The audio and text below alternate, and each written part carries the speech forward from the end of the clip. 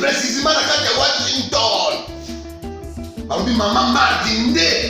Maman Marthe nde. Balobi shop Africa Union. Ezoteka nyonso biloko ya congolais. Olingi ndeko na yo asalisa yo te. Mpona kolia na yo moko babondela yo.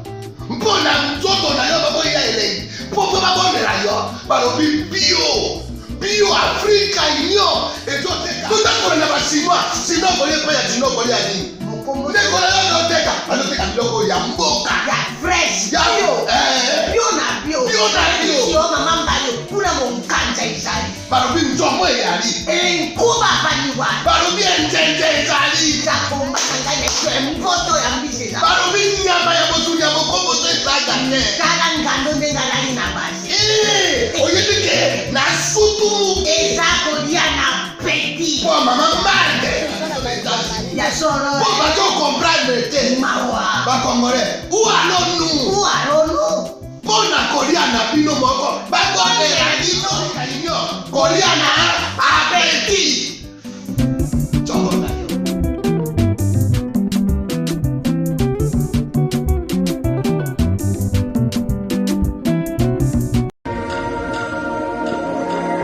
Je suis Narcisse Katompa, CEO de Narsix Water, une entreprise de purification et de distribution d'eau basée aux États-Unis. Je suis titulaire d'un master en finance et une spécialité en assurance gestion des risques. Narsix Water est une eau électrolyte d'une source artésienne à San Antonio, État du Texas. Elle est dotée d'un pH de 9.5 et contient des minéraux capables de traiter les déchets organiques acides du corps et de maintenir un pH équilibré dans le sang comme dans le corps.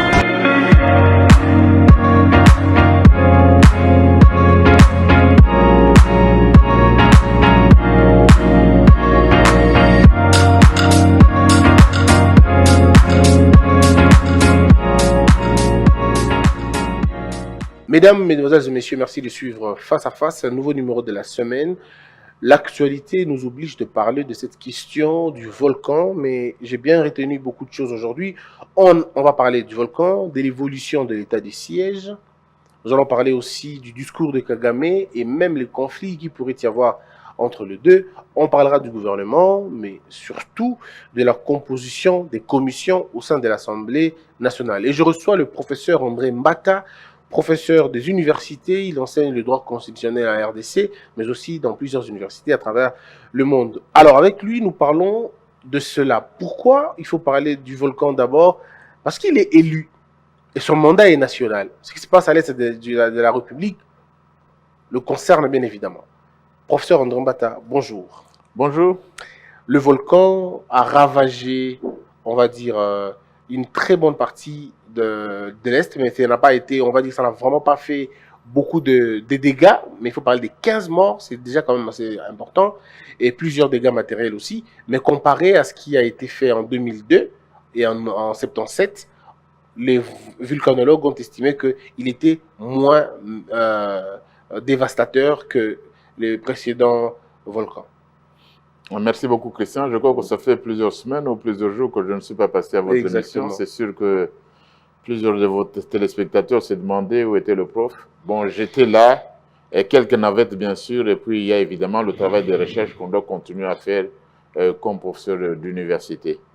Donc je suis heureux de vous retrouver, de retrouver de nombreux sympathisants, des gens qui aiment bien quand je passe à votre émission et que je tiens à saluer. Avec une nouvelle casquette, on va dire, le président de la commission PAJ.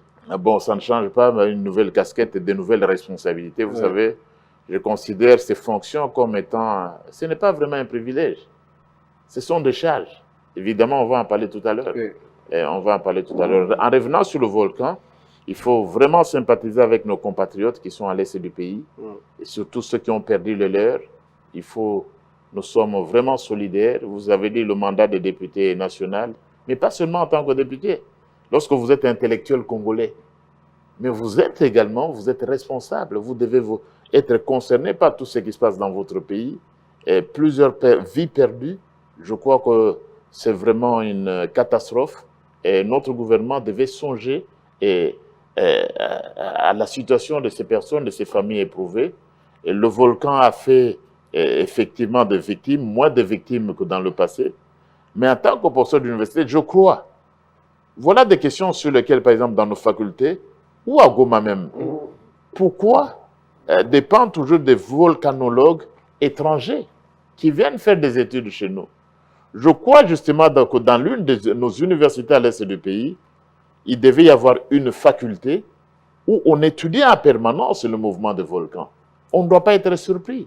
Mais nous avons un observatoire, on a un observatoire de volcans, mais qui dit qu'entre 2019 et 2021, 2020, octobre 2020 et avril 2021, ils n'ont pas eu de mégas, ils n'ont pas eu d'internet, ils étaient coupés. Et donc ils savaient rien de ce qui s'est passé. On leur a coupé le budget, ils n'étaient pas financés, ils étaient perdus. Mais c'est ça le problème. Il faut équiper ces gens-là. Ailleurs, vous savez, vous êtes par exemple un pays au bord d'un océan, vous avez un océan à côté, vous avez une université, vous aurez nécessairement une faculté qui s'occupe des questions liées aux études de la mer et sous la mer. Et je crois dans le cas des vagues, il faut un observatoire, il faut même dans nos facultés de sciences, il fallait être beaucoup plus pertinent, créer une faculté où il n'y a que des personnes qui s'intéressent à ce qui se passe avec les volcans. Parce que ce volcan, il ne va pas disparaître demain. Non, pas du tout. Oui, et ce qui vient de se passer, ce n'est pas la dernière, ce n'est pas la fin de l'histoire de l'éruption volcanique. Et puis il y a deux volcans qui sont en action. Il y a le Nyamunagira et puis le Niragongo. Donc si on rate avec Niragongo, on est épargné avec Niragongo, qui nous dit que Nyamunagira ne sera peut-être pas beaucoup plus fâché et dévastateur que celui-là. Donc ça va rester avec nous, ça va continuer. Donc il faut des études en permanence. Et même ceux qui s'occupent des cadastres, vous n'allez pas lotir des terrains n'importe où. Parce qu'il y a effectivement ces dangers-là. Et ceux qui font de telles études, ils doivent être financés sur le plan de la recherche. Et vous me dites qu'ils n'ont pas d'Internet, ils n'ont pas de matériel, mais comment est-ce qu'ils vont prévoir? Ils n'en ont pas, malheureusement. Donc, ce sont des gens qui doivent être équipés. Je crois que c'est une sonnette d'alarme.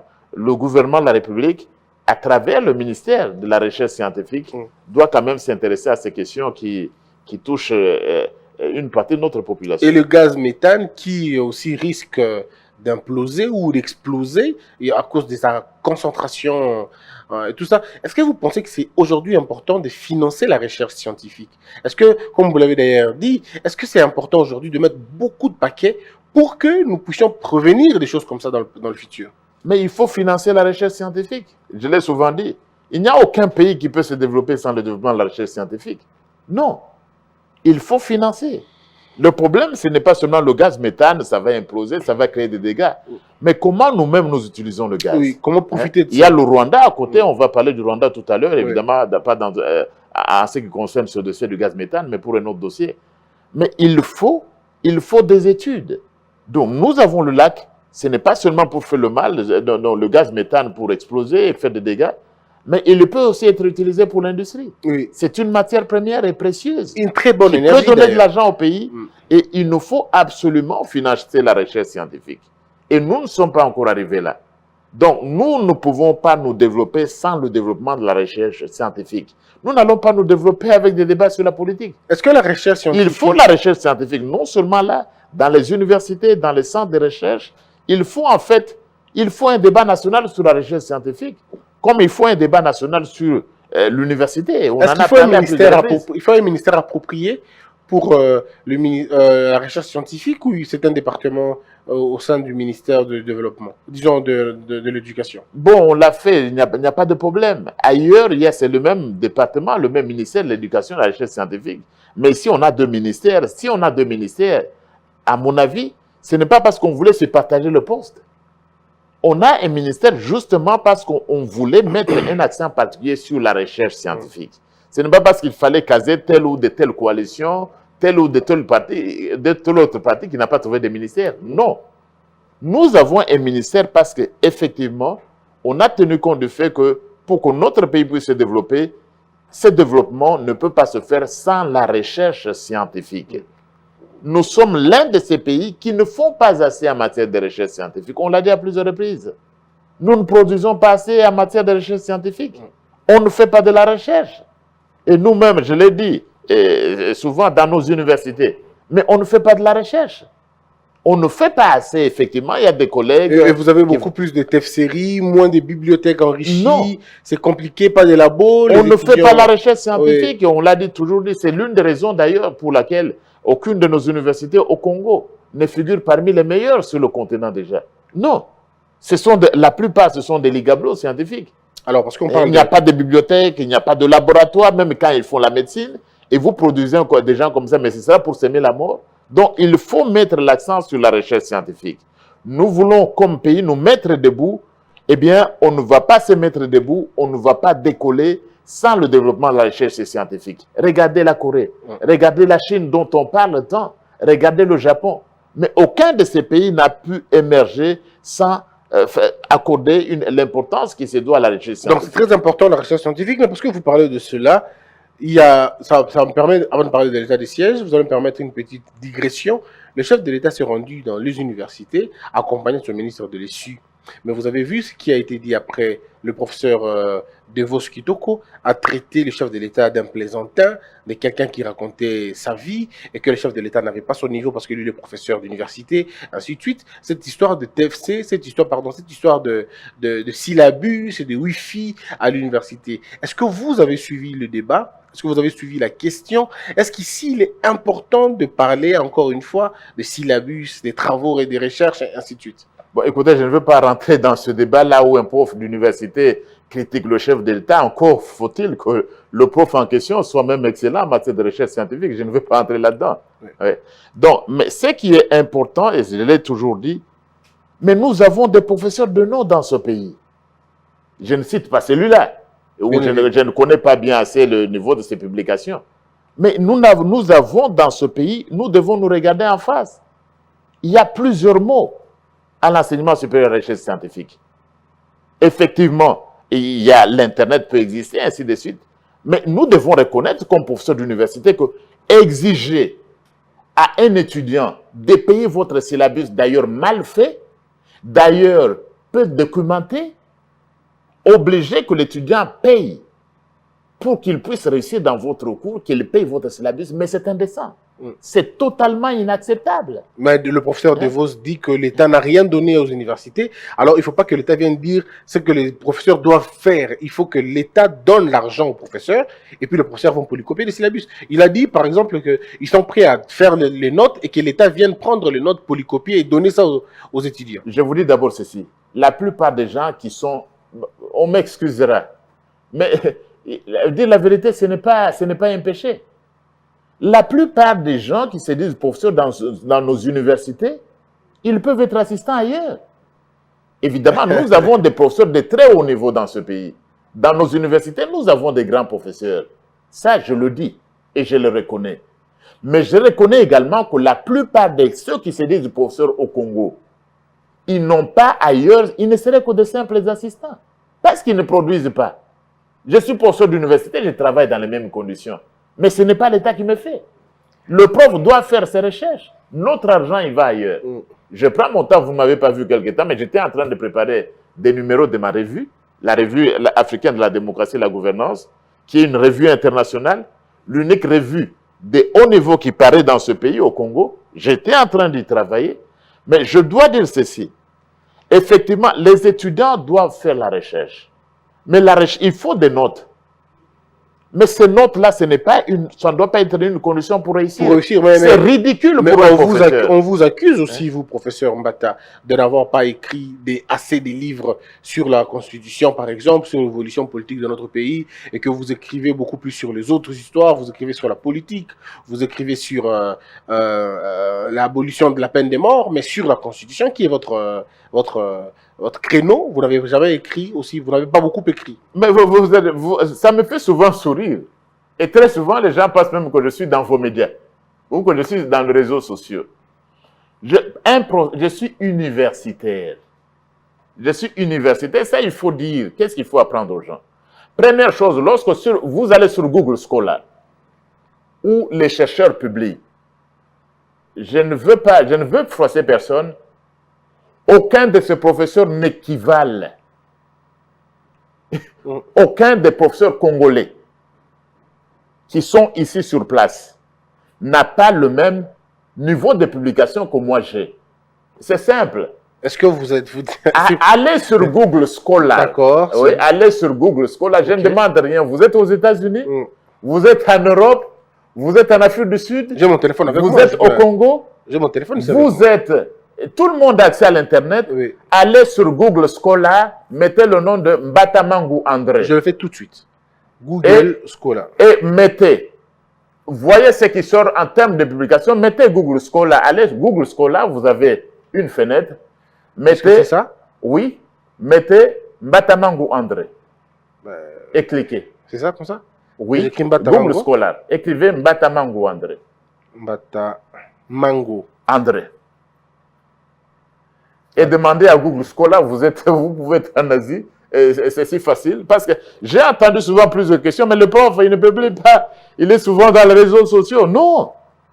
Demandez, Mango. Vous André. avez écrit André en anglais chez vous? Avec W à la fin? non pas sans W, je suis André, Ah, d'accord. et demandez à Google Scholar.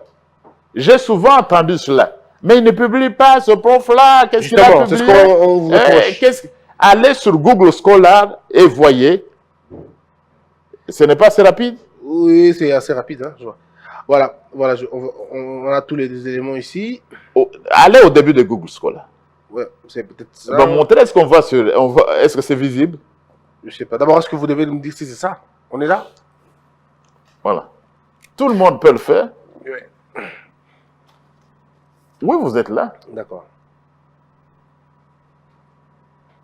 On va bien voir aujourd'hui parce qu'il faudrait que ces débats-là. Ouais. Donc, allez s'arrêtent à sur la fin. Google Ouais. Scholar. Vous pouvez montrer la caméra? Oui. Ouais.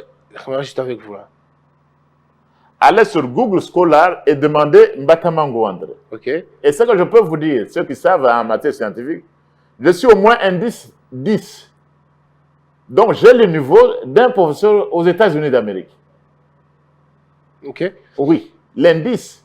Est-ce que cette. Et alors, sur Google Scholar, mettez, ceux qui disent, mettez le nom de tout autre professeur au Congo et comparez au professeur André Mbata. C'est simple. Hein? Parce qu'on pose, j'entends souvent cette question, mais le prof ne publie pas. C'est un prof des réseaux sociaux. Oui. C'est un prof de l'Internet. C'est un prof de WhatsApp. Je vous dis, nous, en tant que scientifiques, nous avons des références. Nous avons un moteur de recherche. Tout le monde a accès à l'Internet aujourd'hui. Allez sur Google Scholar que vous avez vu là. Mettez le nom du prof André Mbata. Vous allez voir qu'au moins, il est cité au moins par plus de 300 chercheurs dans le monde. Enlevez après le nom du professeur André Mbata, mettez le nom de votre professeur que vous connaissez et comparez-le au professeur André Mbata, vous ne me poserez plus la question. On va passer à cette question parce que on voudrait bien revenir sur la question. Mais alors, parce que il faut parler de l'état du siège. Donc, revenons d'abord sur l'université. Oui. Donc, il nous faut refaire l'université au Congo. Il nous faut refaire l'université au Congo. La refaire, vous Et dites, puis, comme il vous faut dites, refaire, repenser. Les profs ne publient pas. Les profs congolais, mais ce sont des... c'est comme si ça suffisait. Je vous dis, on doit refaire. Un docteur, un simple docteur ne peut pas être professeur d'université. Je suis déjà venu ici pour demander que je m'appelle pas collègue. Justement. Mais Non, il y a des conditions. Dites-nous. Donc, vous pouvez être docteur sans être professeur. Vous êtes docteur, vous n'êtes qu'un assistant ailleurs. Ok. Ce n'est pas le système où à Longhi Naye, il a un doctorat, grande distinction, la plus grande distinction. Tu n'es pas professeur. Alors, pour devenir prof, il faut quoi? Mais il faut publier. Il faut être connu. Vous êtes universitaire, vous devez publier suffisamment et être connu ailleurs. Le prof Mbata, il est connu sur tous les continents, je viens de vous le dire. Mais mettez le nom de tous ceux qui passent dans vos émissions. Et vous avez beaucoup de médias au Congo, non? Ils sont tantôt chez Télé 50, chez Borsolo, chez vous, ils viennent, ils sont professeurs tels, ils vont dans toutes nos chaînes de télévision, mettez leur nom, ils publient quoi?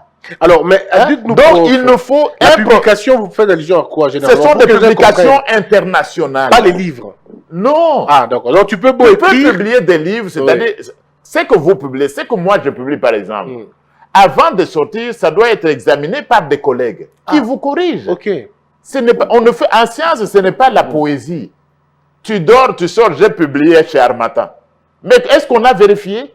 Est-ce que des collègues ont pu vous corriger avant Donc, de vous publier? pouvez avoir écrit autant de livres, mais si vous n'avez jamais... Ça n'a pas de valeur. Ça, scientifique, international, vous n'êtes pas. on ne doit, considère c'est à pas. l'international qu'on apprécie. Ah, d'accord.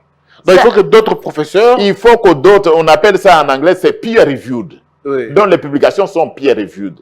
La plupart des publications qui sortent au Congo ne sont pas peer-reviewed, c'est-à-dire évaluées par les pairs. Des collègues d'ailleurs, d'une façon anonyme.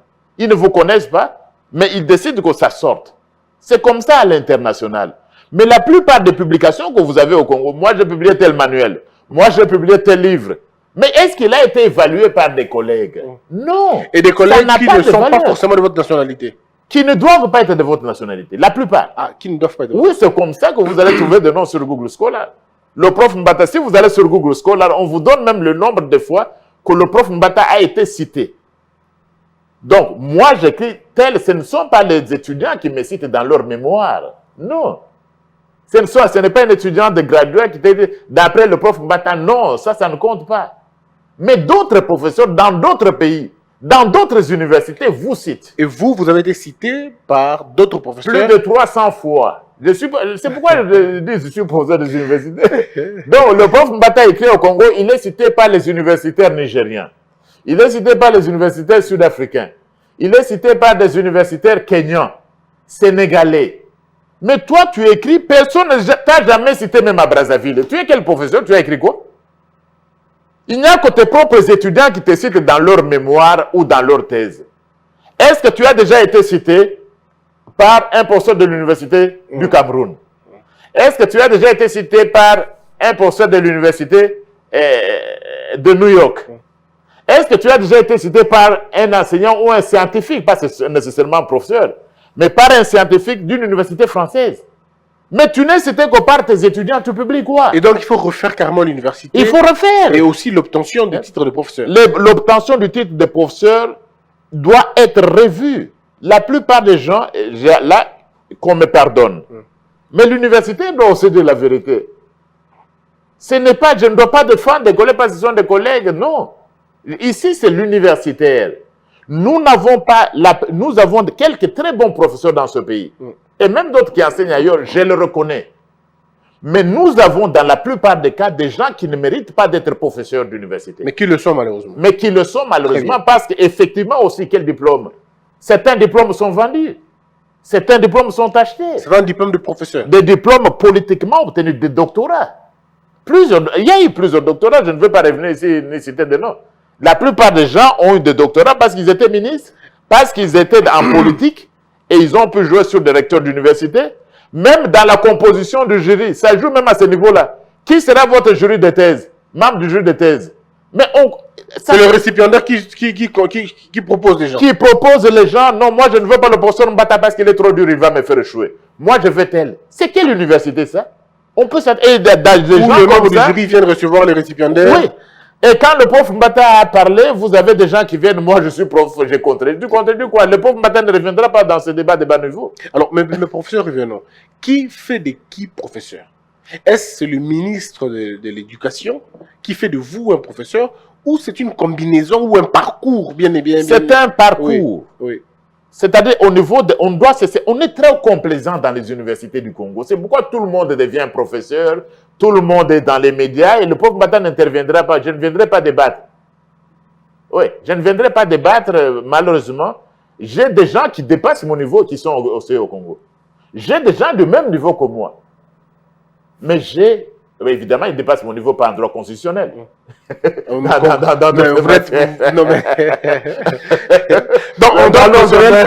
personne ne dépasse votre niveau. Non. J'ai des collègues, oui. Mais la plupart n'atteignent pas mon niveau. Je ne veux pas débattre avec eux. Pourtant, ils vous refusent ça. Ils disent que la science, il faut accepter. C'est la science, il faut aller publier. Publier, ce n'est pas la science. On ne viendra pas discuter avec vous à Kinshasa. Allez au Bénin, discuter là-bas avec des collègues du Bénin, est-ce qu'ils vous connaissent ou pas? Allez au Mali, allez en Éthiopie. Non, c'est pas dans une émission de télé que vous allez faire un débat. Non, on ne veut pas faire des caniveaux à Kinshasa ici. Venez débattre, vous n'êtes connu qu'au Congo. Très bien. Vous n'êtes que professeur à Kinshasa, on va débattre de quoi? Alors, professeur... Bon, donc il faut publier, ça passe par le conseil. On doit être complaisant. On doit cesser d'être complaisant. Oui. Dans les conseils des départements, dans les réunions des facultés, au niveau du comité de gestion. Et le conseil, c'est le conseil d'administration des universités qui apprécie en fin de compte. Mais après, ces gens sont harcelés parce que tel veut devenir professeur, il doit être nommé par arrêté du ministre. Mais bon, voilà. Alors, on va passer professeur parce qu'il est important. Je crois qu'un autre jour, on parlera essentiellement de comment on devient professeur. Vous allez nous expliquer. Parce qu'on a appris, selon certaines presses, que le ministre de l'USU pouvait faire des professeurs, pouvait faire des gens. Mais il l'a fait, mais il ne devrait pas le faire. Malheureusement. Parce qu'il est au bout du processus. Oui. Il y a la faculté, il y a le département d'abord qui doit examiner. Pas de complaisance. Et il y a trop de complaisance dans nos facultés. Et c'est ça qu'il faut changer en réalité. Dans nos facultés, le conseil des facultés pour la promotion. Trop de complaisance, il suffit d'avoir un syllabus. Emmanuel, tu deviens professeur. Comment on peut être promu avec Emmanuel? Avec un syllabus. Bon, et après, le conseil d'administration doit examiner ça. Le ministre ne vient que voir. Comment voulez-vous qu'un ministre qui n'a d'ailleurs même pas les compétences d'un professeur d'université, d'un véritable professeur d'université, va nommer des professeurs? Malheureusement, c'est ce qui s'est fait avec l'ancien régime. Et le nouveau régime aussi, avec Félix Tshisekedi, pour la première fois, nous avons vu un ministre en train de signer des diplômes d'État, des diplômes de licence. Un ministre, il a dit qu'il y avait 1 million de diplômes à laisser, qu'il fallait qu'on signe. Alors, je ne sais pas si ça se passe dans le pays, ça se passe ailleurs, où un ministre se met à signer les diplômes de licence. Mais c'est inacceptable. Moi, j'ai mon diplôme de doctorat qui n'est pas signé par un ministre. J'ai mon diplôme de master. Il vient signer en tant que qui? Dans quel pays où est-ce que vous avez vu un ministre signer des diplômes universitaires? Malheureusement, ça se passe ici. Il signe et puis on écrit même, on fait même la promotion de ça. On dit, voici notre premier ministre en train de travailler, il signe les documents. C'est totalement inacceptable. Ouais. Tout cela contribue à la descente, aux enfers de notre système d'enseignement supérieur universitaire. Mais comment il est devenu, on doit y travailler. Mais comment il est devenu ministre de l'enseignement supérieur? Mais on dit qu'il lui-même n'a pas été aussi un brillant étudiant, ou lui-même n'est pas professeur, il n'a pas un titre de ce sens-là. Le ministre, c'est un politique. Ouais. Il est entouré, c'est un politique. Ce n'est pas un professeur, c'est un politique. Évidemment, ce serait préférable que ce soit un prof et un bon professeur d'université, parce que je viens de dire, il y a du n'importe quoi dans le panier. Il y a des professeurs qui ne méritent pas d'être appelés professeurs d'université. J'ai déjà dit, après le doctorat doit cesser d'être une condition pour promouvoir quelqu'un, même au grade de professeur associé. Non. Très bien. Si on devait faire changer les choses, vous obtenez votre doctorat, on change même la loi. Évidemment, mais quand je vais faire cette proposition, est-ce que ça va passer? Mais vous êtes président de la des PAJ, de la commission, la plus grande commission d'ailleurs de l'Assemblée nationale. Alors, ce qui est vrai, c'est que je ne suis pas en train de m'attaquer au nouveau ministre, mais j'essaie de dire tout simplement que ça ne se passe pas comme ça, malheureusement. Monsieur le professeur, l'état des sièges. Il y a eu un combat d'articles ces derniers temps.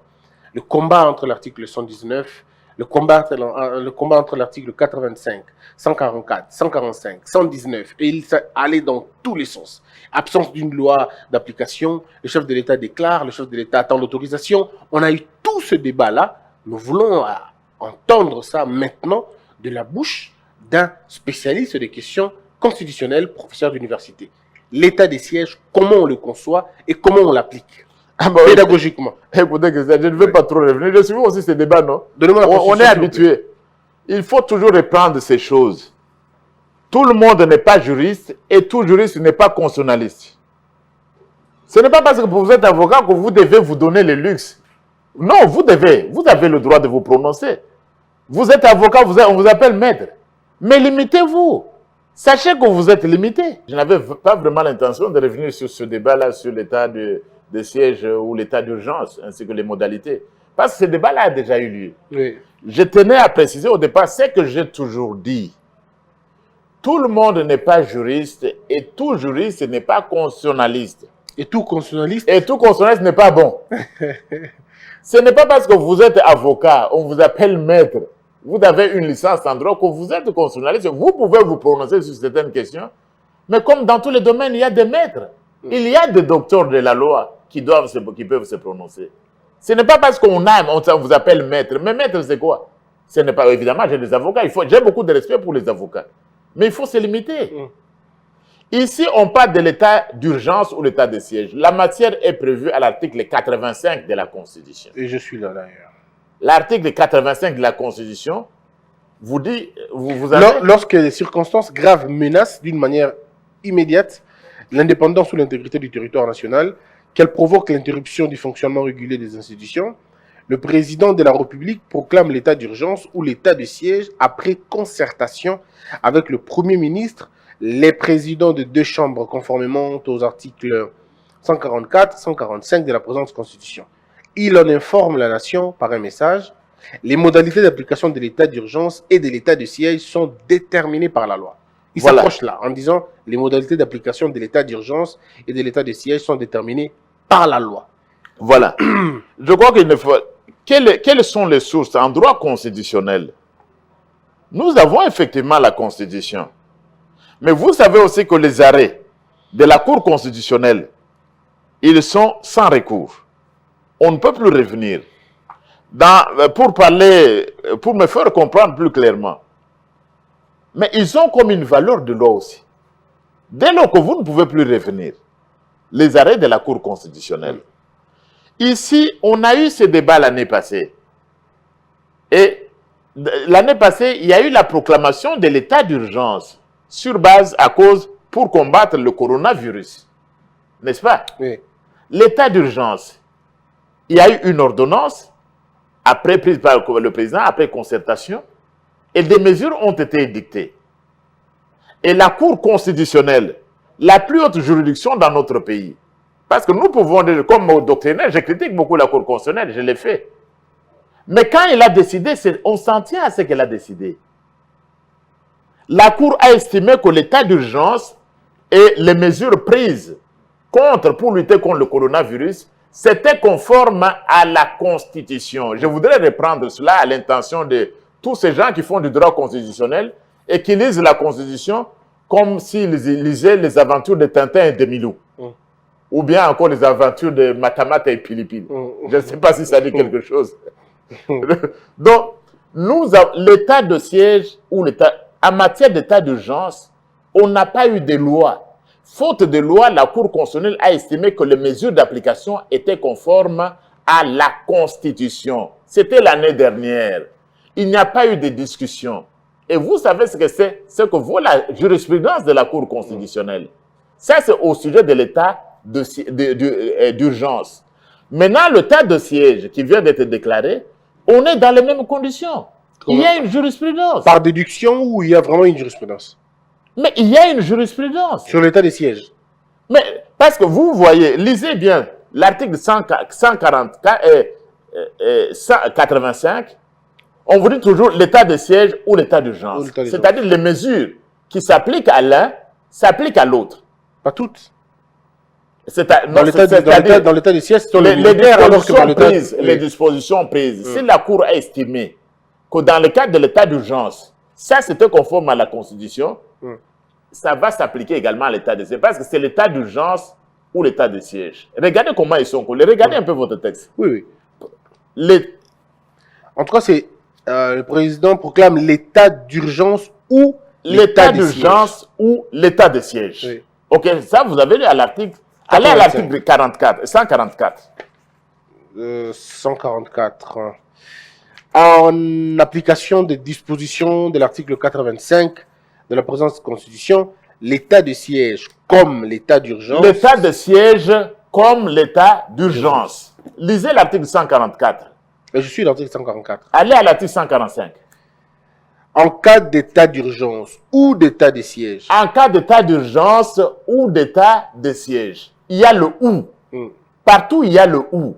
C'est-à-dire que sur le plan du droit, n'est-ce pas, le statut juridique est presque le même. Je ne sais pas si vous me comprenez. Je comprends, très bien. C'est état d'urgence ou. Oui. État ou. Oui. Et regardez maintenant à la fin de l'article 85 sur le milieu. Article 85. Vers la fin. Article 85 vers la fin, c'est les modalités d'application de l'état d'urgence et de l'état de siège sont déterminées par la loi. Par la loi. Donc, ils vont de pair. Dès lors, nous avons cette jurisprudence-là de l'État. Comment ils vont ensemble? D'urgence ou d'état de siège. On a déjà pris des mesures qui ont été déclarées conformes à la Constitution par la Cour constitutionnelle, la plus haute juridiction du pays. C'est elle qui domine. Et puis, même dans le cas de siège. Mais la Cour constitutionnelle s'est prononcée. Le constituant, évidemment, on peut la critiquer comme nous le faisons souvent, mais elle s'est prononcée. Que ces mesures-là sont conformes à la Constitution. Mais il y a une loi qui vient de sortir il n'y a pas longtemps, qui vient d'être promulguée, la loi sur l'état des sièges. Est-ce qu'elle a déjà été Et promulguée? je ne sais pas si elle a été Ah, promulguée, mais elle a été il faut proposée. vérifier. Faut que je vérifie. Il y a une Il y a proposition une de proposition, loi. exactement. Il y a une proposition de loi. Mm. Lorsque cette loi-là sera adoptée et sera promulguée, eh bien, nous allons suivre cette loi-là. Alors, expliquez aux Congolais, cher professeur, est-ce que quand cette loi sera promulguée, ça sera pour tous les autres états des sièges qui viendront dans le futur? Mais Qui sont- absolument. Ah, donc ce n'est pas par cas par cas. Non, ce n'est pas par cas par cas. Ah, d'accord. Lorsque cette loi-là sera promulguée, Mm. c'est-à-dire chaque fois que nous pourrons, que le président de la République pourra proclamer l'état de siège ou l'état d'urgence, il devra se conformer à cette loi-là. Mm. Et qu'est-ce qui sera dans la loi? Je peux dire. Notamment, il y a certains droits qui ne peuvent pas être touchés Mm. pendant l'état de siège ou l'état d'urgence. L'article Vous avez 61, notamment... 61, Oui. l'article 61 qui parle de le droit à la vie, l'interdiction de la torture, l'interdiction de l'esclavage et de la servitude, le principe de la légalité des infractions et des peines, le droit de la défense et le droit de recours, l'interdiction de l'emprisonnement pour dette, la liberté de pensée, de conscience et de religion. Bon, cette loi-là tiendra compte de ça. En aucun cas. Euh, Et même lorsque l'état de siège, Ou l'état d'urgence. vous voyez encore le où, Mm. ou l'état d'urgence auront été proclamés, il ne peut être dérogé aux principes fondamentaux ci-après. Mm. Et vous venez de les énumérer. Mais pourquoi on n'a pas mis la liberté d'expression? Les, La liberté d'expression, pourquoi on ne l'a pas repris? pourquoi on ne l'a pas repris? Oui. La liberté de marcher, par exemple, de protester, de revendiquer, de se moquer des autorités. Il y a la liberté de penser, Oui. il y a la liberté de conscience, Mais et la ça- liberté de religion. Mais ça ne sert à rien si vous ne pouvez pas C'est-à-dire, l'exprimer. l'état de siège ou l'état d'urgence, c'est le constituant d'abord, Oui. qui a estimé que lorsque la nation est en guerre, vous n'allez pas tolérer des manifestations, des grèves. D'accord. Parce que c'est le salut du peuple. Et le président de la République, Félix Tshisekedi, l'a souvent dit. Et c'est référent d'ailleurs à la maxime de Cicéron. Salus populi suprema lex. Le salut du peuple est la loi suprême. Mais lorsque la vie de la nation, de toute une nation est en danger, mais on ne va pas vous permettre On se passe de certains faire des privilèges. marches. On se passe de Non. certains Et privilèges. puis il faut aussi Oui. dire ceci, que nous qui enseignons le droit, et j'enseigne le droit et les droits humains, comme faisant partie de la Constitution, les droits humains, tous les droits ne sont pas absolument intangibles. On peut toucher aux droits humains dans certaines circonstances. Et vous venez d'en donner un exemple. Oui. Dans l'état de siège, certains droits comme la liberté d'expression, on peut y toucher. Exactement. On peut y toucher parce que la vie de toute une nation est en jeu. On ne va pas vous permettre d'importuner toute une nation en faisant des marches, en appelant ceci. Non, ça c'est l'état de siège ou l'état d'urgence et c'est le constituant qui l'a dit. Alors, pourquoi dans l'état de siège, il y a les militaires et dans l'état d'urgence, il reste les civils? Pourquoi? Oui, mais c'est ça justement le système de la différence entre les deux. D'accord. Quand il y a l'état d'urgence, l'état d'urgence, les civils restent. Mais l'état de siège, comme ce qui vient d'être dit, notamment quand le pays est attaqué, quand le pays est en guerre, et le pays est victime d'une agression, là, on met une administration militaire. Alors, Fayulu accuse Félix Tshisekedi, disant que Félix Tshisekedi fait semblant, il veut tout simplement occulter les dossiers pour faire entrer des Rwandais ou faire entrer des mouvements étrangers au pays pour que les gens ne le sachent pas, que les gens n'en parlent pas. Ah, bon, ça, je ne vais pas entrer là-dedans. Je crois que il fait l'opposition, il doit survivre politiquement. Il doit survivre, on ne veut pas lui interdire. Il dit que la cause de tous ces problèmes, c'est parce qu'il n'a pas été élu et qu'on ne l'a pas reconnu. Non, ça c'est la faute. Ça c'est du passé, ça. Oui. On n'en parle plus. Pourquoi vous voulez continuer à donner la valeur à ce qui n'existe plus? Alors, ça c'est aussi le travail des médias. Oui. Vous voulez nous ressusciter des morts même en politique, alors que les gens n'ont pas une existence. Alors, cher professeur, Je ne suis pas en train, je respecte beaucoup Martin Fayulu, c'est un opposant. Il fait son travail comme opposant. Alors. Mais ici, je suis en train de dire, ce qu'il dit là, c'est tout simplement de la surenchère du débat politique. alors, Mais je dois dire une chose. Mais il faut féliciter Félix Tshisekedi d'avoir décrété l'état de siège. pourquoi? Pourquoi on ne le dit pas assez? Hein? Pourquoi on va là-bas, on va même à toucher à perdre le temps à parler, est-ce que c'est constitutionnel ou c'est légal? Oui. Pourquoi vous nous faites... On devrait prendre plus de temps à féliciter Félix Tshisekedi. Mais Kagame vous a fait une remarque Hein? en disant que si c'était lui, il aurait bien fait ça. Mais- Il aurait réfléchi, il aurait pris des dispositions en amont et puis en aval. Non, mais je vous dis, Pourquoi ne pas féliciter le président Félix Tshisekedi? Pour avoir fait quoi? L'état des sièges? Pourquoi? Parce que tout le monde se plaint que nous sommes attaqués à l'est du pays. Depuis plus de 20 ans. Nous sommes attaqués depuis. Oh non, nous avons été, il y a des forces négatives. Mais personne n'a jamais pris une mesure depuis plus de 20 ans. Mais il y a eu des mesures sous Kola 1, sous Kola 2. Non, ce n'était pas l'état de siège. Il fallait prendre, c'est la mesure la plus drastique, la plus responsable qu'un chef d'État ait pris depuis le début du siècle. Justement, le président Fayulu vous dit vous attaquez qui? Non, pour parler vous n'allez pas réduire. Il faut savoir qui vous attaquez. Il dit que vous n'êtes pas au courant. D'abord, vous n'avez pas la nomenclature de vos agresseurs. Comment vous allez vous les attaquer si vous ne les connaissez pas? Mais il n'a pas d'information. Moi, je ne peux pas. Le pauvre matin ne peut pas venir si quand même parler de... vous avez dit je suis au Parlement. Et bon, je ne connais pas. Il y a combien de députés Mais la question, c'est une opinion. C'est une opinion. Comment, à mon niveau, moi, je veux discuter de son opinion? Et passer mon temps, perdre mon temps à passer d'une opinion qui n'a aucune validité. Alors, pourquoi il faut féliciter Félix Tshisekedi? Il faut le féliciter parce que tout le monde a pleuré. Tout le monde, même dans les médias. Je crois que le problème de nous autres Congolais, c'est l'absence de mémoire. Nous avons une crise de mémoire. Tout le monde a dit, mais à l'Est, faisons un deuil national. On ne fait pas, c'est même le gouvernement qui est passé. Comment est-ce qu'il ne pouvait pas comprendre que la Constitution nous donnait le mécanisme d'instaurer un état de siège pour établir la situation? Et j'ai comme l'impression dans ce pays, bon, je crois aussi que c'est ça l'avantage de Félix Tshisekedi. Donc avec ce changement de régime, nous avons appris on a appris aux gens à connaître la Constitution. Même quand ils vous disent, mais il faut le louer, vous croyez que moi je critique ceux qui disent qu'ils sont en train d'errer, de commettre des hérésies en droit constitutionnel. Non, mais je ne les critique pas. On leur a appris enfin à penser Constitution. On leur a appris enfin que la Constitution existe. On leur a appris. L'état de siège, prenez avant que Félix Tshisekedi, président de la République, n'ait proclamé l'état d'urgence. Est-ce que le Congolais savait ce que c'est que l'état d'urgence? On n'a jamais fait. Est-ce que les médias, on a eu Ebola, vous autres dans les médias, vous êtes dans le monde médiatique. Dites-moi si je me trompe. Est-ce que les Congolais savaient qu'il y avait ce que c'est que l'état d'urgence avant Félix Tshisekedi? Oui. Depuis le début de la décennie. Est-ce que les Congolais savaient ce que c'est un état de siège? Il a fallu attendre l'avènement de ce régime. Et même on ne savait même pas ce que c'était la réqualification de la majorité parlementaire. On ne savait rien. Alors pourquoi vous voulez sauter vite? Arrêtez-vous. Oh, c'est inconstitutionnel. Est-ce que vous le saviez avant qu'on l'ait proclamé? Ben, c'est pas le fait qu'ils ne savaient pas, que ce n'est non, pas. Mais ils ne savaient pas. Mais alors, non, revenons. Il fallait une réponse, et ça, c'est la réponse qu'il fallait. L'état de siège. Nous devons mettre fin à cette insécurité dans l'est du pays. Et nous allons y arriver. Mais avec la loi, disons, les deux chambres se réunissent en congrès pour les cas suivants.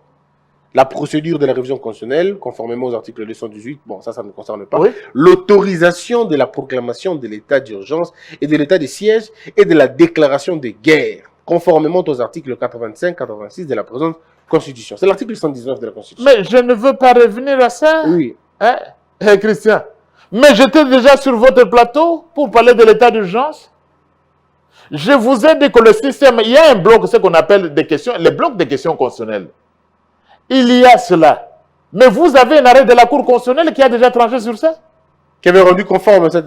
Mais même lorsqu'on a parlé du Congrès, on voulait déchoir le président Félix Tshisekedi par le Congrès. Vous vous rappelez de l'ancien président du Sénat? Exact. Qui a été déchu avec tout son bureau pour incompétence caractérisée. Vous vous rappelez de l'ancienne présidente de l'Assemblée nationale?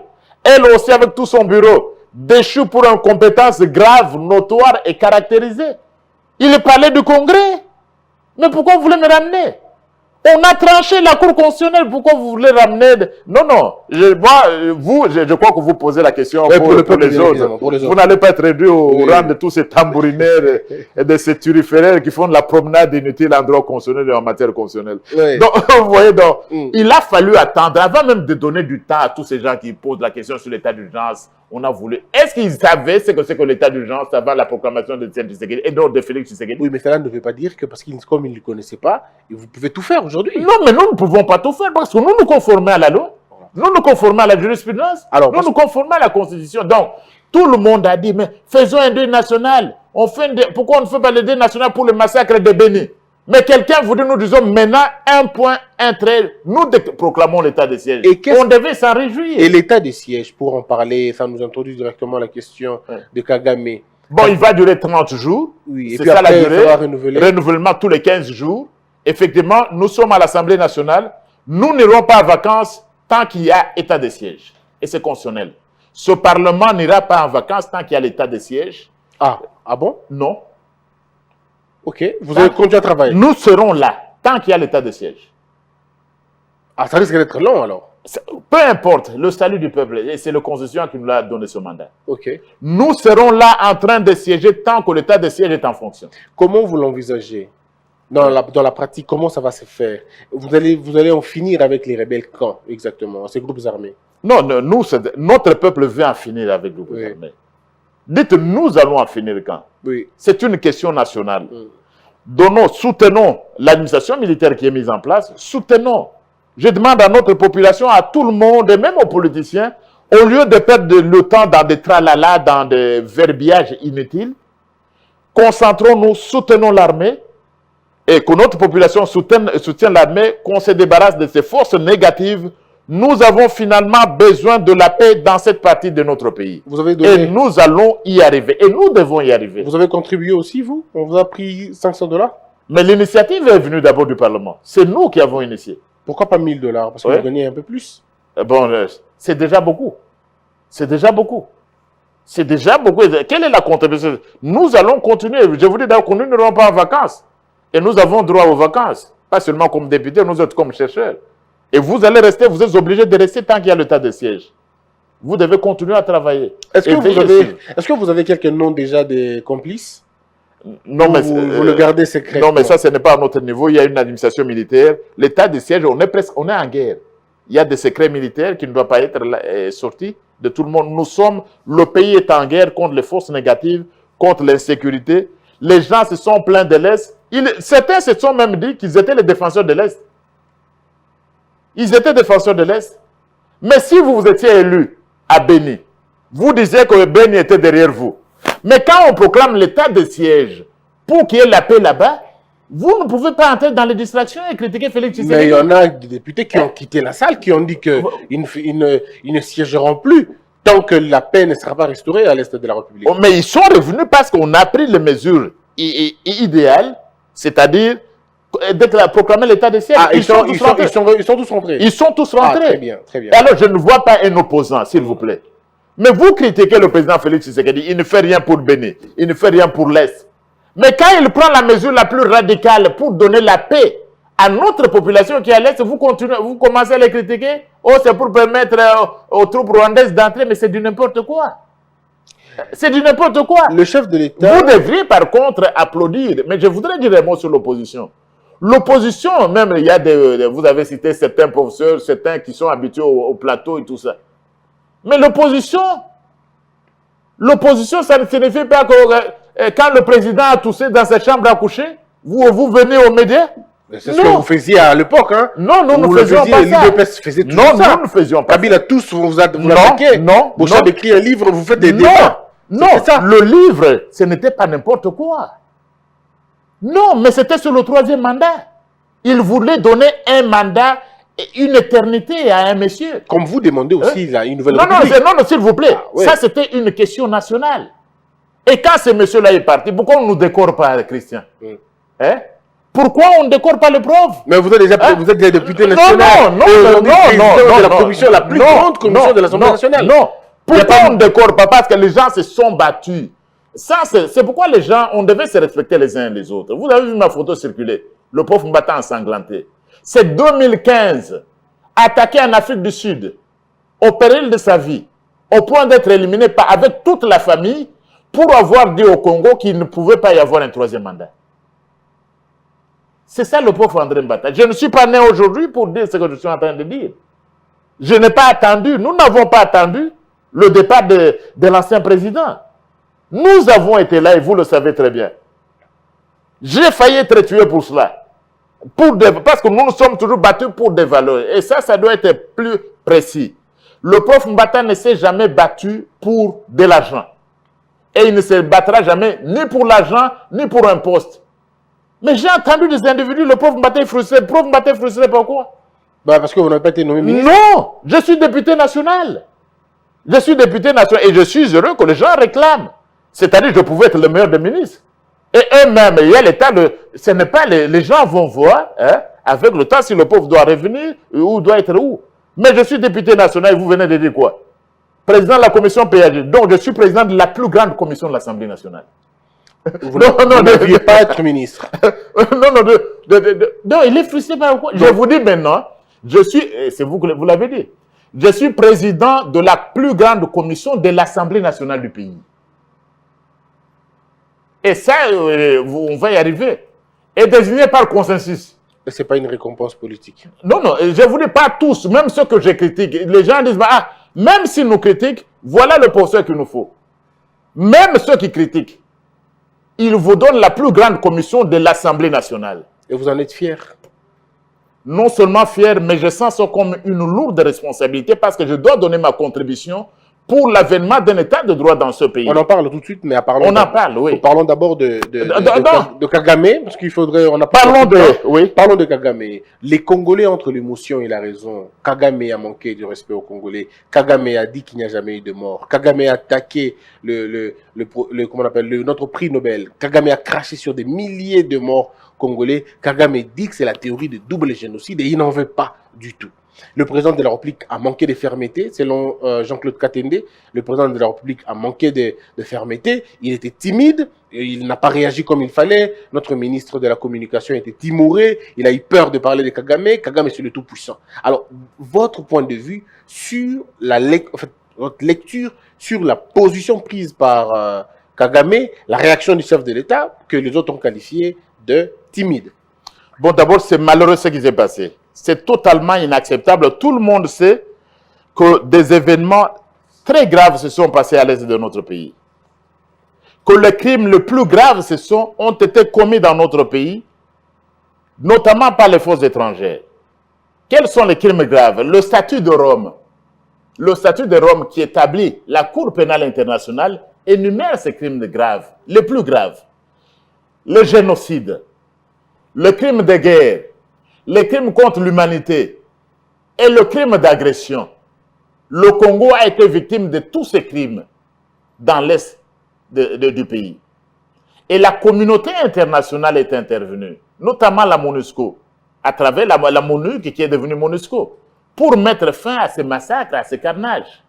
Et puis il y a eu un rapport mapping. Rapport mapping, ce n'est pas le fruit du Congo, c'est un rapport commandité par les Nations Unies. C'est clair. Que James Kabarebe traite des chiffons et que Kagame dit aussi que c'est un chiffon. Voilà. Des crimes les plus graves ont été commis dans notre pays et vous ne pouvez pas les nier. Et c'est au nom de tels crimes, par exemple, qu'au Libéria, on a établi un tribunal mixte international, le tribunal spécial sur le Libéria pour juger les auteurs. C'est pour cela que le docteur Mukwege, qui est un ami, a toujours plaidé pour l'établissement d'un tribunal international, évidemment accompagné des mécanismes de justice transitionnels. Donc, et au Rwanda, nier le génocide, ils en ont fait un crime chez eux. Comment vous voulez qu'on lie le génocide, les crimes graves chez vous, et vous voulez nier ce qui s'est passé au Congo? C'est totalement inacceptable. Et c'est même irresponsable. C'est même irresponsable, je crois qu'ils ne pouvaient même pas s'y prononcer. C'est justement comme vous dites là avec fermeté, que les gens voudraient que le chef de l'État dise exactement... Je vais arriver là. Oui. Je vais y arriver. Donc c'est totalement inacceptable. Dans notre pays, que ce soit à l'Est, vous avez nous sommes même en procès au niveau de la Cour pénale internationale avec le Rwanda, l'Ouganda.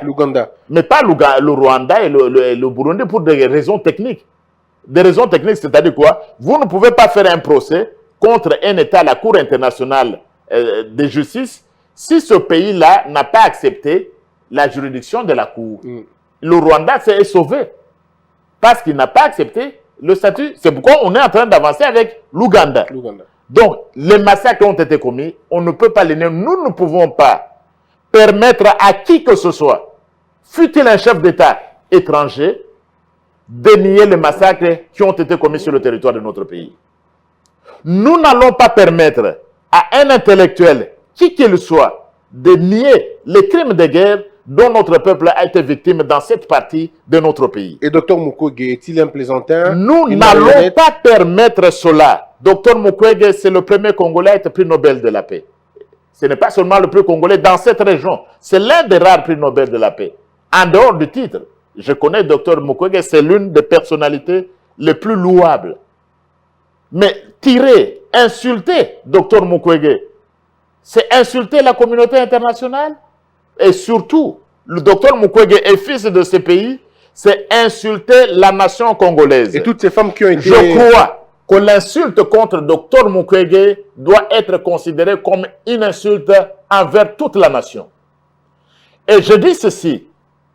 Donc, c'est vraiment inacceptable. Docteur Mukwege ne peut pas parler parce qu'on lui dit. Docteur Mukwege, ce n'est pas un plaisantin. Docteur Mukwege n'a pas votre âge. Le docteur Mukwege n'a pas non plus votre niveau. Non. Ce qu'il dit vient de lui. C'est un homme engagé, responsable, c'est un Congolais nationaliste qui défend les droits humains. Ce n'est pas un plaisantin. On peut se moquer de tout le monde, sauf de docteur Mukwege. Ce n'est pas acceptable. Je crois l'insulte. Et docteur Mukwege, d'ailleurs, notre chef de l'État, l'a déjà reconnu. Oui. Parce que j'ai vu un communiqué d'une confession religieuse parlant de docteur Mukwege Oui. et tout ça. Mais c'est nous, le chef de l'État, était la première personne à honorer le docteur Mukwege, à le recevoir. Et à l'honorer, le docteur Mukwege était ici, avec tous les honneurs qu'il fallait. Évidemment, nous devons faire davantage. Mais est-ce que le docteur Mukwege, le président a dit qu'il... Voilà, le chef de l'État a dit qu'il avait eu beaucoup d'affection pour Mukwege et que Mukwege c'était une personnalité importante. Mais Jean-Claude Katende estime que le président a manqué de fermeté. Il aurait tenu le propos exactement comme vous, avec la même rigueur, avec la même ténacité, mais le chef de l'État était assez doux avec Kagame en disant qu'il y a d'autres canaux qu'il va utiliser pour faire passer le message, alors que Kagame, lui, n'a pas attendu d'autres canaux pour faire passer le message. Pourquoi chez nous, on doit être beaucoup plus réglo et l'autre? Est-ce que c'est le président de la RDC qui a parlé ou c'était le président de l'Union africaine qui parlait? Ben, vous avez la réponse. Vous savez, ce président de la République, on peut tout dire. Et on dit beaucoup. Il a sa façon d'agir. Il a sa manière. Il a ses faiblesses. Mais effectivement, il a aussi ses points forts. C'est à cause de ce génie-là. On disait que, bon, Félix Tshisekedi, c'est comme... C'est à cause de ce génie-là que vous avez eu des choses dans ce pays que vous n'avez jamais eu. C'est à cause de Félix Tshisekedi que nous sommes dans l'Union sacrée pour la nation.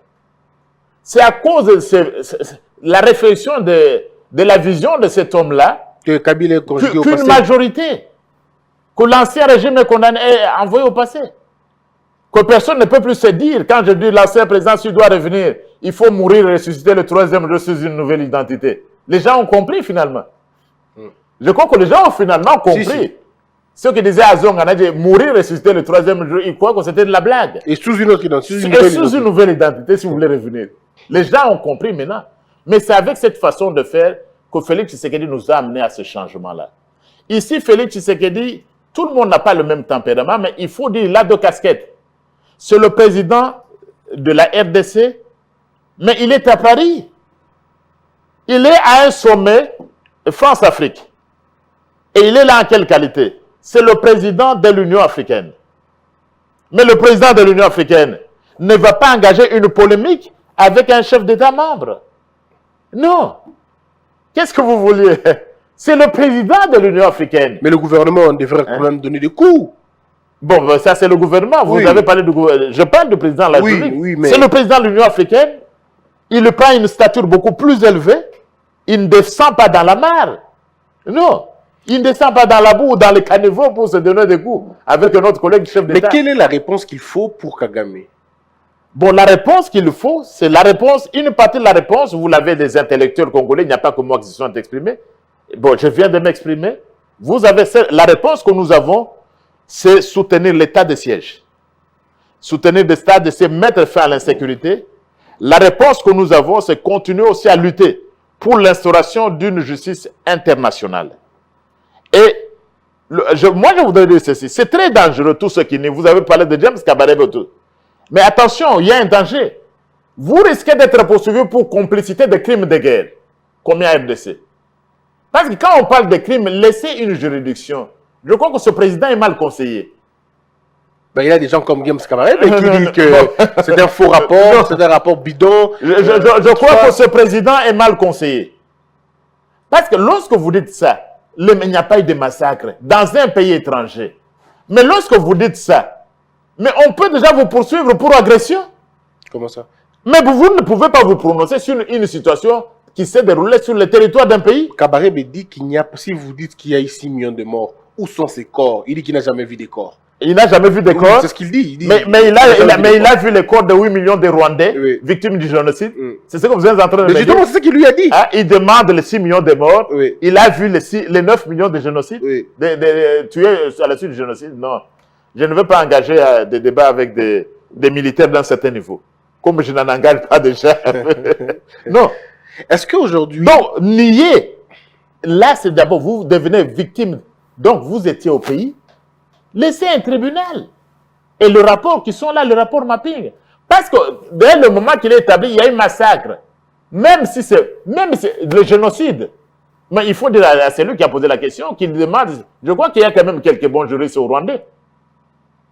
Mais il y a quelques bons juristes rwandais qui vont dire à ces messieurs-là, à ces militaires-là, le génocide, mais même si c'est 100 personnes, on n'a pas besoin d'un million, on aille lui apprendre la définition du génocide. Mais deuxièmement, crime de guerre, qu'on aille leur apprendre la définition du crime de guerre. Je ne suis pas prêt à aller à Kigali pour faire un séminaire pour leur apprendre. Il y a eu des crimes qui ne peuvent pas être niés parce qu'en insistant, vous devenez complice. Si vous n'êtes pas auteur des crimes de guerre et des massacres, si vous n'êtes pas auteur, vous devenez complice. Mais que faites-vous de si j'étais conseiller le rapport mapping? Pourquoi ça tarde? Mais nous demandons à la communauté internationale d'être conséquente. Docteur Mukwege a continué à en parler. En faisant quoi exactement? Nous avons besoin de l'instauration d'un tribunal. Oui, mais qui va mettre ce tribunal en place? C'est le Congo ou la communauté internationale? Le Congo a demandé. Et dans le cas du Libéria, comment ça s'est passé? Il y a eu ce qu'on appelle le tribunal spécial du Libéria. Exact. Le gouvernement libérien a demandé au Conseil de sécurité. Le Conseil de sécurité a autorisé. Car c'est un tribunal international. Donc ici, nous avons besoin de l'accompagnement de la communauté internationale. Si ces gens, les membres de la communauté internationale sont sincères et qui ne peuvent même pas accepter le meurtre d'un de leurs compatriotes, nous avons perdu des millions de morts. S'ils sont sincères, quand ils disent qu'ils sont défenseurs des droits de l'homme, s'ils sont sincères, quand ils vous disent qu'ils défendent l'état de droit démocratique, s'ils sont sincères avec eux-mêmes, les membres de la communauté internationale devraient agir, devraient nous aider à instaurer cette juridiction internationale. Mais s'ils ne le font pas, ce serait de l'hypocrisie tout court. Vous êtes de l'Union européenne, vous êtes des États-Unis d'Amérique, vous passez le temps à dire les droits de l'homme, mais voilà des crimes qui ont été commis. C'est un peu comme en Afrique du Sud. On peut pardonner, mais on ne peut pas oublier. C'est pourquoi c'est l'un des objectifs pour lesquels on veut une justice transitionnelle. On peut pardonner. Et on va pardonner. Et on est prêt à pardonner. Mais on ne peut pas oublier. Il faut des préalables. Il faut qu'on nous dise ce qui est arrivé. On va pardonner, on va oublier. Et on va pardonner, mais pas oublier. On va terminer. Et il faut que ceux qui ont commis les crimes puissent répondre. Vous parlez de l'état de droit. L'état de droit, ce n'est pas seulement au niveau national. L'état de droit, c'est un concept qui a évolué. L'état de droit, ce n'est plus un concept de droit interne, mais c'est aussi un concept de droit international. Je crois que Boutros Ghali, l'ancien secrétaire général des Nations Unies, il faut dire aussi que c'est l'un de nos premiers Africains spécialistes en droit international. Bon, évidemment, il a fait évoluer cette notion-là, et même celui qui l'a suivi, et Kofi Annan. L'état de droit, c'est aussi un élément du droit international. Et nous ne pouvons pas seulement demander l'état de droit en ce qui concerne le droit interne, mais aider aussi l'état de droit. Et au niveau international ici, l'état de droit veut que ceux qui ont commis des crimes internationaux, les crimes les plus graves, soient poursuivis et condamnés. Et bien, si cette communauté internationale veut l'état de droit, il faut qu'elle soit conséquente, qu'elle nous aide à voir la clarté sur ce qui s'est passé à l'est du pays, afin que le coupable, ceux qui ont commis les crimes les plus graves contre une partie de notre population, soient poursuivis. Alors, professeur, on va terminer ces débats, mais avant de terminer, permettez-moi de vous revenir sur une question du Rwanda. 3000 Congolais ont fait les déplacements au Rwanda, on leur a ouvert la porte, ils sont rentrés à l'intérieur. Je voudrais savoir si, par malheur, Félix Tshisekedi était rentré dans cette polémique-là, en insultant, en attaquant Kagame, qu'est-ce qui allait arriver avec nos 3000 Congolais éplorés, en fuite, en débandade? Qu'est-ce qui allait se passer réellement? Non, mais écoutez, d'abord, il ne faut pas personnaliser les choses. Même quand on les critique, nous devons dire que nous avons des compatriotes là-bas. Et moi, je suis déjà allé à Kigali. Et moi, je vais aussi souvent à Kigali, évidemment, pas pour autre chose. Je suis allé là-bas dans le cadre de l'Union africaine pour parler de l'état de droit en Afrique. C'était des réunions de l'Union africaine. Il y a eu des conférences scientifiques, je suis allé à Kigali. Nous avons des compatriotes à Kigali. Qui vivent là-bas. Qui vivent là-bas depuis et ils sont nombreux. Et puis ils sont en sécurité. Enfin, ils savent comme il faut le dire. Hein. Nous avons des compatriotes là-bas. Et il y a certains politiciens. Bon, c'est de la naïveté ou de la cécité politique ou intellectuelle. Mais nous avons des compatriotes qui travaillent là-bas. Et ils ne sont pas 1000. Ils ne sont pas 100. Ce sont des dizaines de milliers. Je les ai vus à Kigali. Ils sont là-bas. Ils travaillent. Nous ne pouvons pas mettre nos compatriotes en danger. Nous n'avons pas un problème avec le Rwanda. Alors comment faire pour Nous pouvons avoir des problèmes avec quelques individus et avec le gouvernement. Et d'ailleurs, le gouvernement change. N'est-ce pas? Le gouvernement a changé dans notre pays. Hein? Mais il ne faut pas... Nous avons des compatriotes là-bas. Et le Congo, nous n'allons pas déplacer le Rwanda non plus. C'est pourquoi la diplomatie est aussi importante. Nous pouvons tout faire. Mais on ne pourra jamais déplacer le Rwanda. Il est là. On est condamnés à vivre ensemble. On est condamnés. Nous n'allons jamais déplacer la montagne. Mais comment faire? Il faut attendre le départ de Kagame ou il faut croire à la bonne foi et à la transformation de Kagame qui pourra un jour changer et comprendre. Mais il faut comprendre. Je crois qu'ils doivent comprendre, le gouvernement comprend. Très bien. Et puis il n'y a pas que ça. Il n'y a pas que le Congolais qui parle de ça. Mais vous avez également des intellectuels rwandais qui ne sont pas contents de ces attitudes. Exactement. Nous avons des intellectuels rwandais de la société civile rwandaise. On n'en parle pas assez. Mais ils tiennent le même discours. Ils ne sont pas en conflit avec les Congolais. Est-ce que vous avez déjà lu Charles Onana sur la question du Rwanda et tout le reste, et qui prend beaucoup plus de position pour la RDC en disant en allant dans le même sens que vous, qu'il y a eu agression, qu'il y a eu crime, et ainsi de suite, la responsabilité des Kagame sur la région. Bon, mais ça c'est vrai, évidemment, je n'irai pas dans le sens de Charles Onana, il écrit, oui, tout ça. Mais je pense que nous avons été les premiers, il y a eu des crimes que nous reconnaissons nous-mêmes. Le Rwanda et la RDC sont condamnés à vivre, en bon terme. Ils sont condamnés. Nous n'allons pas les déplacer, je vous dis. Il y a des Rwandais chez nous. Oui. Au moment où nous parlons, ils ne sont pas seulement à l'Est. Ils sont ici à Kinshasa. Mais ils sont ici. Dans les bureaux même s'il faut. Mais alors, nous vivons avec eux. Et nous avons aussi des compatriotes là-bas au Rwanda. Nous disons tout simplement que le régime de Kigali doit changer le discours. Très bien. Ils peuvent comprendre. Et je crois le Rwanda, nous n'avons pas de problème avec tout le Rwanda. Et le Félix Tshisekedi comme président de la République n'avait pas à polémiquer avec le président rwandais. Alors, je crois qu'il a répondu de la façon, un homme d'État responsable, un homme d'État non seulement congolais, mais également un homme d'État africain. Il a répondu de la manière qui convenait. Nous avons des institutions qui doivent être mises en place. Et on ne doit pas répondre à tout ce que dira un dirigeant rwandais ou un général ou un caporal. On n'a pas le temps pour ça. On doit travailler pour de bonnes relations. Et pour nous, ce qui est essentiel, nous devons pas avoir la paix dans la partie de l'Est de notre pays. Nous n'allons jamais tolérer de perdre un morceau du territoire national. Nous avons besoin de la paix. On en a trop parlé. Mais voilà, enfin, avec l'état de siège, il est temps d'agir. Et il nous faut agir maintenant. Et nous avons commencé à agir. Alors, professeur, on va se lever. On va terminer la dernière partie en étant debout. En étant debout. Oui. Cher professeur, la première fois que je vous ai reçu, je me rappelle très bien, vous étiez professeur. Et je le suis toujours. Et puis après, vous êtes devenu député. Ouais. Et aujourd'hui, vous êtes président de la plus grande commission parlementaire, c'est PAJ, la commission politique, administrative, judiciaire, je crois. Juridique, pardon. Cher professeur, dites-nous, c'est quoi cette commission? C'est quoi son rôle? Parce que nous avons appris qu'il y a des commissions qui n'ont pas encore été installées. Je vais lire une déclaration. C'est après les printemps parlementaires qui a conduit à l'union sacrée, nous nous sommes retrouvés avec beaucoup de non-inscrits parce que les élus du FCC ont refusé une nouvelle déclaration d'appartenance. Une situation qui rendait impossible l'organisation des commissions.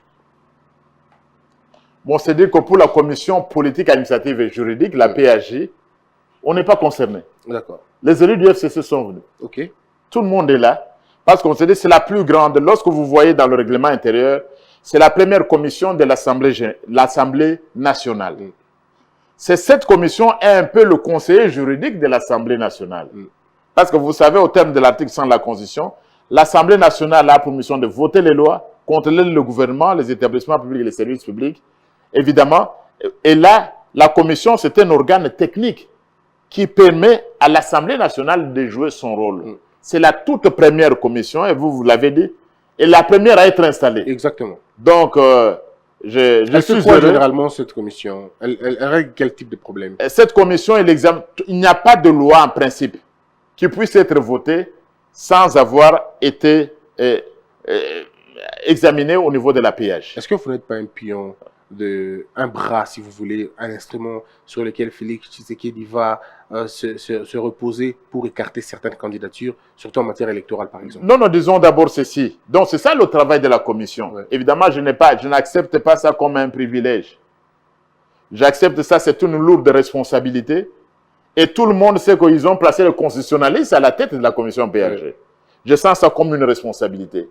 Un constitutionnaliste, c'est pour la première fois, dirigeant une commission PAJ, on doit tout faire pour progresser afin qu'il y ait un état de droit véritablement démocratique. Est-ce que vous n'allez pas aider Félix Tshisekedi à écarter certaines candidatures? Maintenant, en revenant, Oui. je ne sais pas, je ne comprends pas la question que vous me posez. Nous ne Aussi sommes simple pas. que ça. Nous sommes ici. Il n'y a pas des réformes électorales Oui. sont là. Alors, Les élections, nous les voulons le plus tôt, en 2023. oui.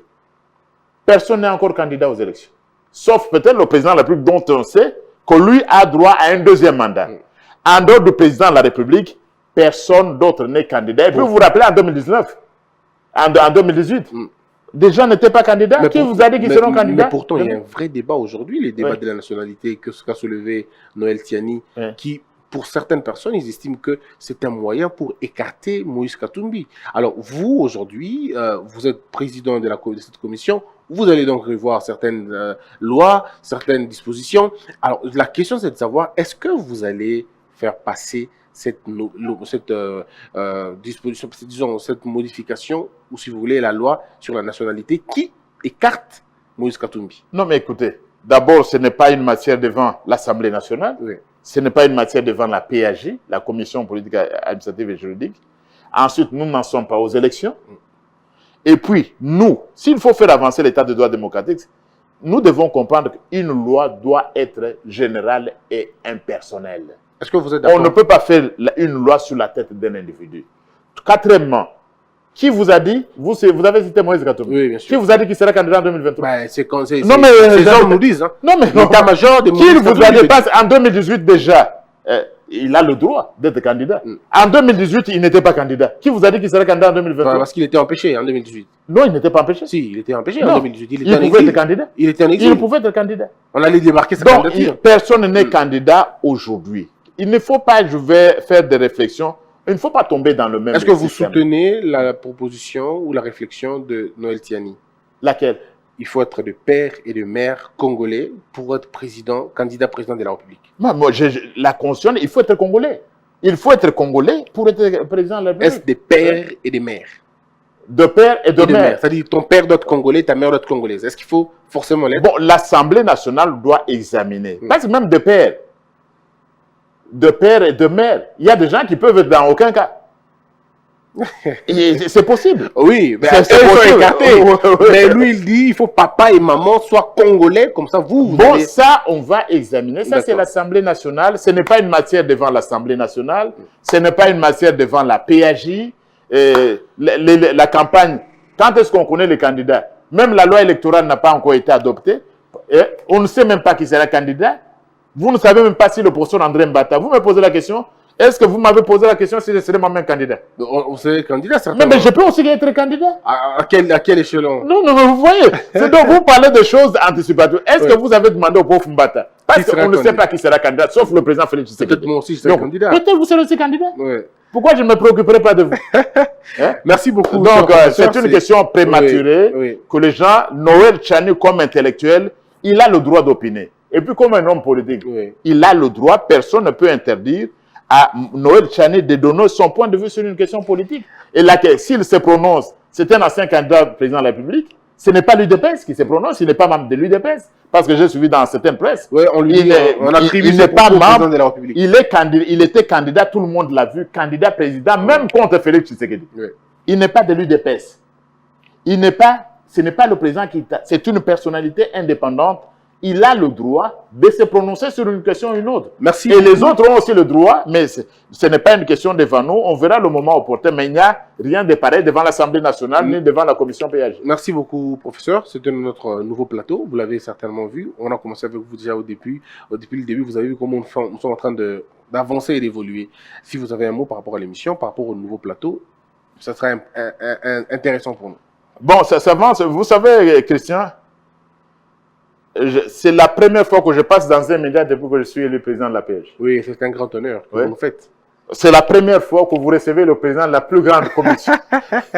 Et j'ai souhaité que ce soit avec vous et à Congo Belge. Merci beaucoup. J'ai préféré que ce soit ici. Merci, cher professeur. Évidemment, vous me verrez mais j'ai préféré que ce soit ici ma première sortie. D'accord. Nous allons continuer à travailler. Je vous ai dit, la PAG, ce n'est pas un poids, c'est une responsabilité. C'est une responsabilité que je vais pouvoir assumer et qu'elle est grande.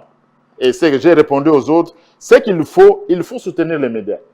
Je crois qu'il faut au niveau des médias certaines facilités. Vous avez rendu un grand travail et vous êtes largement suivi et notre peuple apprécie le travail que vous faites. Je crois que ceux qui dirigent, ceux qui sont au gouvernement, je ne suis pas au gouvernement. Vous n'êtes pas encore. Oui, vous le serez. Mais il faut des facilités. Et si le débat doit avancer, je crois qu'au niveau, ceux qui nous écoutent, ceux qui nous suivent, non seulement dans le public, ceux qui sont aux affaires, au gouvernement ou dans les institutions, ou même ceux qui sont à l'extérieur, qui ont des moyens, qui vous apprécient énormément, je crois que nous avons l'obligation de vous soutenir dans la mesure du possible. Il faut des facilités à notre presse et effectivement à votre chaîne. Nous devons vous soutenir pour aller de l'avant. Merci beaucoup. C'était peut-être pour dire un petit mot pour rire avec les téléspectateurs. Quand le professeur Mbata sera Premier ministre, moi je serai ministre de la Justice en ce moment-là. On se retrouve très prochainement, mesdames, mesdemoiselles et messieurs. Que la peur quitte nos esprits et que Dieu bénisse les RDC. Hello. Lupi na biba ila biloko olia. Ba ina ta biloko États-Unis. Oni ko boma bona jeunesse. Mwana États-Unis. Tata yo kikolela na bino, atindeli bino. Mama Samira, ndenge ozalaka na États-Unis okolia lokola mutu aza na mombele. Lokola mutu aza na ngaba. Merci mon bouche. Wow! C'est mon bouche. Bana États-Unis, kolia bio ekomi lolingi na bino. Pona kozwa mbisi ya kokauka tope mafuta ya mbila Chez Mama Samira. ata ozali na posa ya mbinzo ndakala mayebo safu ezali pebitoyo chez Mama Samira manso mazali eloko moko te yo koluko komona te Na ndenga mabete, pona kozwa biloko ya détail. Yoka numéro 938 avenue Maurice na New York. adresse ya entrepôt 12 40 avenue Randol dans les banques tala yoko banda koteka mbisi ya kokauka mongusu mafuta ya mbila ekokoma lokola bazoka na yo. Yeah yo, kombone Mama Samira, makiamba e.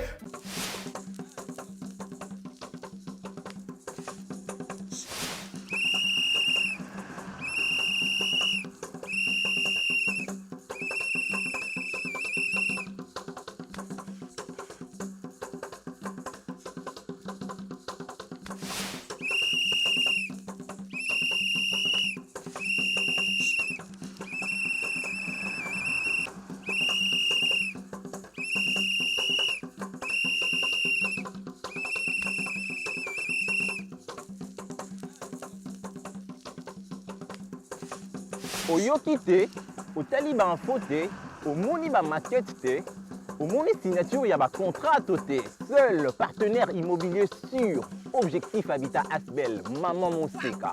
Kotoyo ekomi kosila. Epa na biso nungu ezala te. Tobanda na la île, tokomi na la 7. Maman Moseka, partenaire ya sûr. Kotoyo ekomi osila o. Afin que bato nyonso bazala servi, mbaloyo, platinum, gold, silver. Platinum, $6,000. Gold, $4,500. Silver, $3,500. 20 sur 20, na Maluku, na Macadam, nouvelle zone économique Pene. 400 mètres carrés, payable en 12 tranches. Pour na maïpe sécurité, to rassura. Maman Laure, maman y a opportunité à Koma na Gombe, avenue Lukusa numéro 5, rond-point Forestcom. Objectif Habitat, votre objectif.